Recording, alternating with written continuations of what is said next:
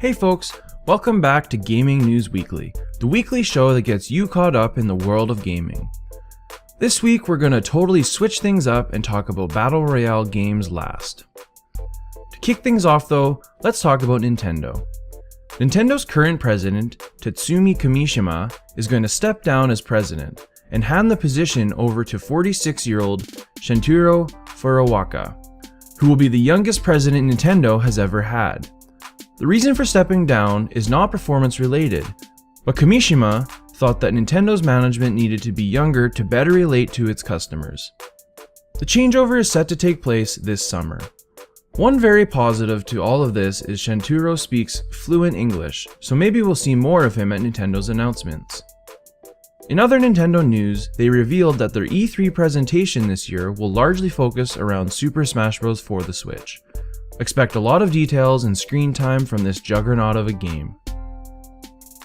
As mainly PC players, we are very interested in the Halo Online mod, El Dorito, which a team of modders have developed, which brings Halo 3 multiplayer with many additions to PC. This week, the modders launched version 0.6, which added many important features to the game, and seemed to gain quite a bit of popularity.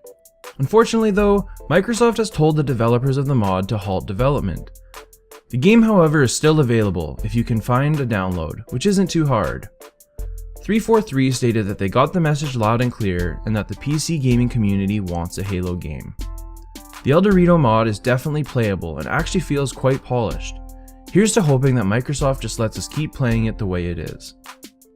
It has been some time since we talked about loot crates, but this week the Belgian government announced that loot crates in games will be considered a criminal offense. Many games such as FIFA, Overwatch, Counter-Strike, and PUBG will be illegal to play if the loot crates are not removed. We here at GameFuel are definitely not fans of loot crates, and would love it if developers found other ways to monetize their games. Even the way Fortnite does it feels more fair than randomly being awarded something. It makes it so that items you want are only obtainable through chance. Let us know what you guys think. Are there any gamers that are okay with loot crates? Switching on over to something very positive in gaming, over 19 original Xbox titles were added to Xbox One's backward compatibility. Some of the highlights being Morrowind, SSX3, Star Wars Battlefront 2, and MX Unleashed. Microsoft's devotion to supporting backwards compatibility on the Xbox One is very commendable because they are making no money from it directly, only increasing favor among gamers, which not gonna lie, Microsoft could definitely use, since Sony seems to have the best exclusive lineup. One game announcement that caught our eye this week is Eastward, a sci-fi RPG with hints of Zelda and Earthbound. The game is being developed by Shanghai-based studio Pixpil, and Eastward is their debut game. Chucklefish, the developers of Starbound and publishers of Stardew Valley, will be publishing Eastward, which looks very similar to those games. The trailer for Eastward looks absolutely gorgeous. No release date has been given yet, but we'll be sure to keep you guys posted.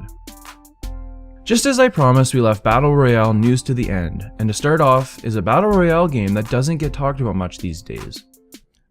H1Z1 has been on PC for quite some time now, and is finally getting its first console release. The game is coming to PS4 on May 22nd when its open beta will kick off. The developers of H1Z1 have laid off many employees, and the game just recently went free to play. Releasing the game on PS4 seems like one last ditch effort to try and save the game. Have any of you guys tried the game since it went free to play?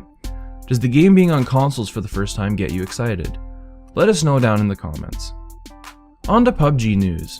15 people suspected of developing and selling hacking programs that have been affecting PUBG have been arrested and fined. Bluehole, the developers of PUBG, don't take cheating lightly. PUBG also received its biggest patch since the 1.0 update on its test server this week. The patch added a new DMR and many new attachments such as 2 new scopes, a 3x and 6x, as well as quite a few new grips. Most of the weapons in the game were also rebalanced so that SMGs and shotguns were more competitive against assault rifles. Despite all the updates to PUBG, it just can't seem to slow down the massive success of Fortnite, which officially became the biggest battle royale game of all time this week. Fortnite is now the largest free-to-play console games of all time, and sits 5th on PC, a very impressive feat.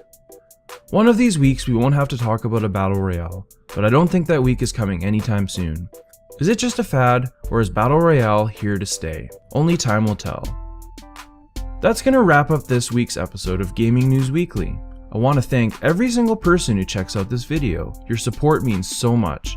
As always, this is Simple Logics, signing out.